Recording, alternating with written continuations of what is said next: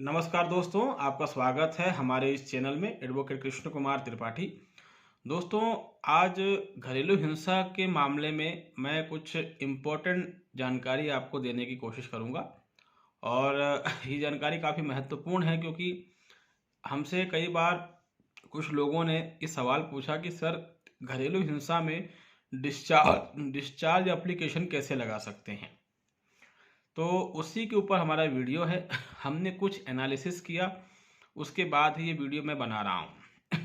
दोस्तों, domestic violence act जो है, इसमें मतलब जैसे कि किसी पे घरेलू हिंसा का मुकदमा दर्ज होता है तो व्यक्ति कई बार सोचता है कि क्यों ना इसमें डिस्चार्ज एप्लीकेशन लगाकर हम अपना नाम हटवा लें। जब कभी भी घरेलू हिंसा का मुकदमा दर्ज होता है, वाइफ जो है हस्बैंड के साथ साथ सास ससुर और ननद वगैरह हो गई, जेठानी देवरानी, जेठ देवर, इन सब के नाम वो डाल देती है। और उसके बाद कई लोग परेशान होते हैं। कई जगह ये भी देखने को मिला है कि अगर कोई देवर है या पति ही है, वो सरकारी नौकरी में है और उस पर घरेलू हिंसा लग गई है, तो उसको नौकरी से सस्पेंड कर दिया गया है। हमारे पास ही ऐसा एक केस है। मध्य प्रदेश में उज्जैन में रहने वाले एक शख्स हैं, हमारे जो क्लाइंट हैं, मतलब वो गवर्नमेंट टीचर हैं और वो मुस्लिम हैं। उनका नाम है एजाज अहमद खान। तो उनकी वाइफ ने उन पर घरेलू हिंसा का मुकदमा दर्ज करवा दिया। परिणाम ये है कि उनको नौकरी से सस्पेंड कर दिया गया है और सस्पेंशन अभी हुए लगभग उनको 8 महीने हो चुके हैं। और उनका ये कहना है कि जब ये मुकदमा ख़त्म होगा उसके बाद ही मेरा सस्पेंशन भी ख़त्म होगा। तो डोमेस्टिक वायलेंस में ये भी देखने को मिलता है। तो व्यक्ति ये सोचता है कि इससे मेरा नाम कैसे हटाया जा सकता है। देखिए, घरेलू हिंसा अधिनियम जो है उसकी धारा 28 ये कहती है कि इसकी घरेलू हिंसा का जो मुकदमा कोर्ट में चलेगा उस पर सीआरपीसी के प्रावधान लागू होंगे। ऐसा धारा 28 में कहा गया है, घरेलू हिंसा की धारा 28 में। दूसरी बात, घरेलू हिंसा में कहीं पर भी डिस्चार्ज का कोई प्रोविज़न दिया ही नहीं है। तीसरी बात ये कि घरेलू हिंसा जो है वो सिविल में आता है या क्रिमिनल में आता है, ये भी एक महत्वपूर्ण बात है।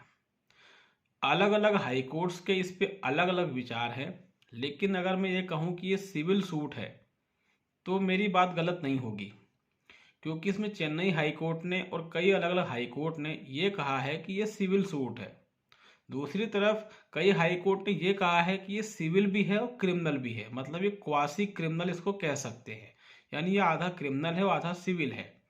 ओवरऑल हाई कोर्ट्स और सुप्रीम कोर्ट से कुछ जजमेंट्स को अगर हम देखें तो समझ में ये आता है कि ये क्रिमिनल थोड़ा बहुत ही है, जनरली ये सिविल मैटर है। अब इसमें सीआरपीसी को लागू करने की बात कही गई है, मतलब घरेलू हिंसा के धारा 28 में लिखा हुआ है कि इसका जो प्रोसीजर चलेगा वो सीआरपीसी के तहत चलेगा। अब सीआरपीसी में जो डिस्चार्ज एप्लीकेशन की बात की जाती है वो सेक्शन 239 में दी हुई है। अब सेक्शन 239 ये कहता है कि ऐसे मामले जिसमें पुलिस चार्जशीट फाइल करती है, उन मामलों में कोर्ट अपने बुद्धि विवेक का इस्तेमाल करते हुए डिस्चार्ज कर सकेगी। अब एक सवाल ये पैदा होता है कि घरेलू हिंसा में तो पुलिस द्वारा किसी तरह की चार्जशीट फाइल होती ही नहीं है। यही कारण है कि कई बार लोगों ने सेक्शन 239 की एप्लीकेशन लगाने की कोशिश करी और उनकी वो एप्लीकेशन खारिज हो गई। उसमें एक ही पॉइंट को पकड़ा कोर्ट ने कि इसमें साफ लिखा हुआ है कि पुलिस अंडर सेक्शन 173 सीआरपीसी के तहत जो चालान पेश कर रही है या चार्जशीट पेश कर रही है, वो चार्जशीट अगर उसमें कुछ मिस्टेक है या उस चार्जशीट से साबित हो जाता है कि जो व्यक्ति बेकसूर है वो डिस्चार्ज एप्लीकेशन लगाता है और वो अगर कोर्ट को समझा देता है कि चार्जशीट के माध्यम से साबित हो रहा है कि मेरा कोई दोष नहीं है, तो कोर्ट उसको दोष मुक्त वहीं पर कर सकती है, उससे उसको डिस्चार्ज कर सकती है। लेकिन घरेलू हिंसा में कहीं पर भी पुलिस का कोई रोल रहता ही नहीं है। इसमें प्रोटेक्शन ऑफिसर जरूर रिपोर्ट पेश करता है, लेकिन इसमें पुलिस की कोई रिपोर्ट नहीं आती। दूसरी बात, सेक्शन 245 भी डिस्चार्ज की बात करता है सीआरपीसी का, मगर वो उन मामलों में डिस्चार्ज की बात करता है जो वारंट मामले होते हैं, ना कि समन मामले। दो तरह के क्रिमिनल मामले होते हैं, वारंट और समन। वारंट मामलों का अर्थ ये कि अगर कोई केस आपके ऊपर चल रहा है और आप कोर्ट में नहीं जाते तो कोर्ट आपका वारंट कर देती है, इसको वारंट मामला कहा जाता है। और समन मामले का अर्थ ये होता है कि अगर कोई केस आप पे दर्ज हुआ है तो कोर्ट आपको समन जारी करती है और आप आपसे निवेदन करती है कि आप जो हैं कोर्ट में आए, आप पर मुकदमा दर्ज हुआ है। और जब आप कोर्ट में नहीं जाते तो कोर्ट उस मुकदमे को एक्स पार्टी कर देती है, तो मतलब उसमें वारंट जारी नहीं होता। तो अगर इस तरह से देखा जाए तो डोमेस्टिक वायलेंस एक्ट जो है वो समन मामला है, वारंट मामला वो नहीं है। ये अलग बात है कि भरण पोषण की ना देने पर गिरफ्तारी वारंट जारी होता है, but that is different thing. But इसका जो ट्रायल है वो कहीं से कहीं तक भी क्रिमिनल मामला नहीं है, वो समन मामला है, वारंट मामला नहीं है। तो यहाँ पर अगर देखा जाए तो इस पे कहीं ना कहीं सिविल का प्रोसीजर भी फॉलो हो रहा है।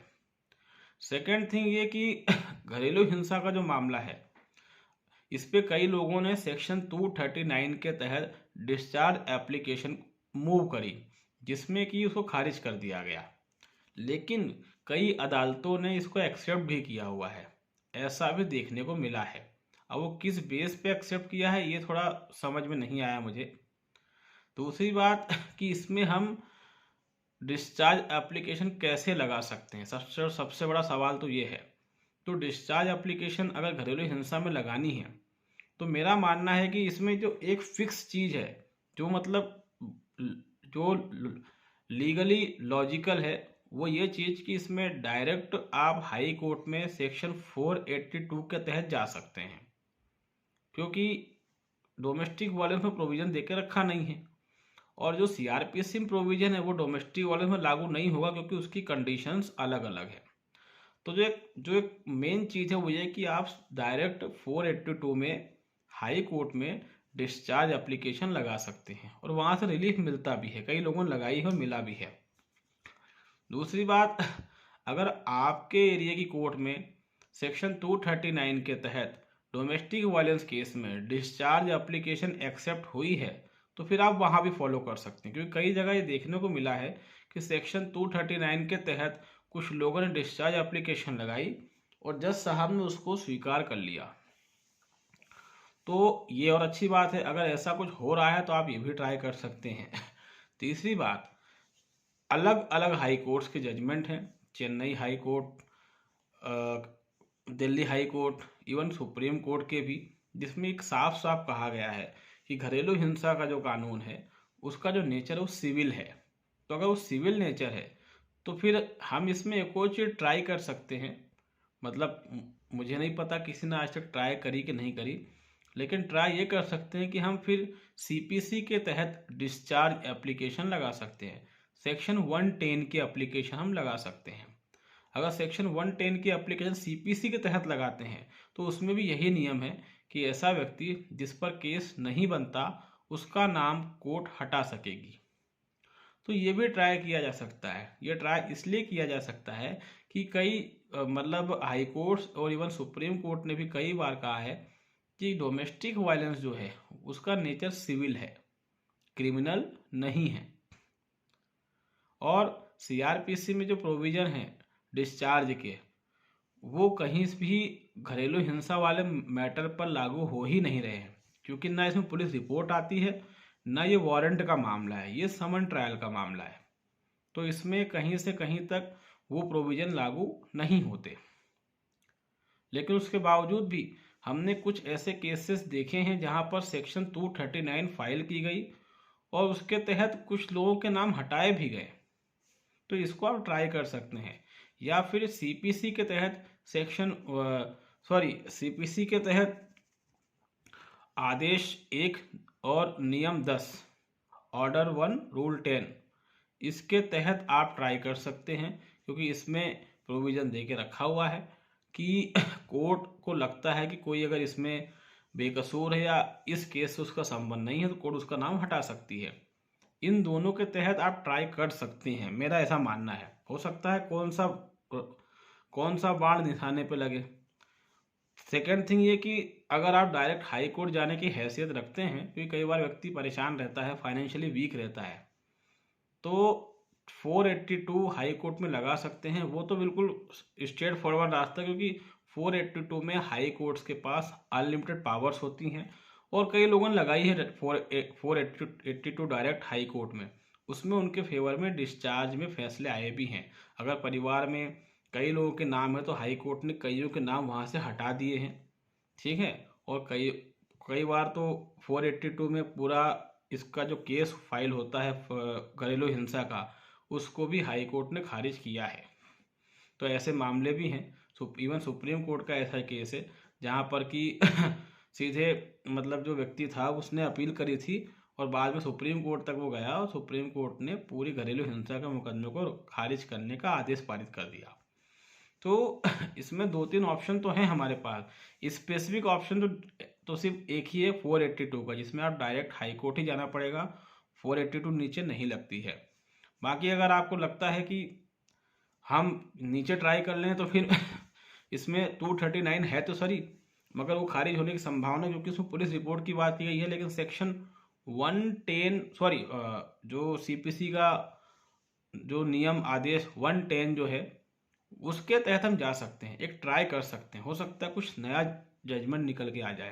हालांकि हमारे पास अभी कुछ ऐसे मैटर्स आएंगे तो हम जरूर उसमें ट्राई करेंगे, क्योंकि इसमें कई बार सुप्रीम कोर्ट और हाई कोर्ट ने कहा है कि ये सिविल है, क्रिमिनल नहीं है डोमेस्टिक वायलेंस, और इसमें वारंट ट्रायल जैसा कुछ भी नहीं है, समन ट्रायल के अकॉर्डिंग चलता है। इसलिए उसको ट्राई कर सकते हैं। हो सकता है कि एक अंधेरे में चलाया हुआ तीर सही लगे, और अगर फिर हम डायरेक्ट हाई कोर्ट जा सकते हैं तो फिर हम हाई कोर्ट ही चले जाएं। ये भी एक अच्छा ऑप्शन है। और अगर आपके पास हाई कोर्ट आप जाना चाहते हैं, आपके पास एविडेंस है लेकिन आप नहीं जा पा रहे हैं, तो या तो आप खुद ही फाइल कर दीजिए, ठीक है, क्योंकि अपने ऊपर ही केस लगाया तो आप लोग बहस कर भी लेंगे। और खुद फाइल नहीं कर सकते हैं, अगर फाइनेंशियली कमज़ोर हैं आप लोग, तो फिर हाई कोर्ट में लीगल एड डिपार्टमेंट में जाकर आप वहाँ से मुफ्त वकील की मांग कर सकते हैं। तो इसका फ़ायदा ये होगा कि जो मुफ्त वकील आपको मिलेगा वो आपकी हेल्प कर देगा। तो दोस्तों, डिस्चार्ज एप्लीकेशन डोमेस्टिक वायलेंस में जो भी पॉइंट्स थे वो आपके सामने रख दिए।